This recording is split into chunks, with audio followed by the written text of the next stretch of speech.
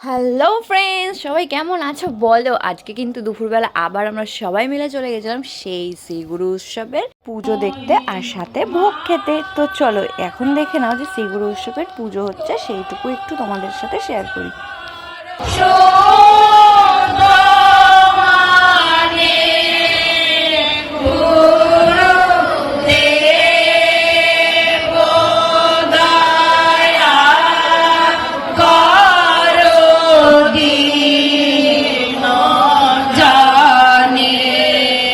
দেখতে দেখতে অনেকটা বেলা হয়ে গেছিলো বলে আমরা কিন্তু চলে এসেছিলাম ভোগ খেতে। ভোগে ছিল দেখো ভাত, আলু পটলের তরকারি, ডাল, আর খেতে কিন্তু দারুণ ছিল। ভোগ বলে কথা, টেস্ট তো হবে।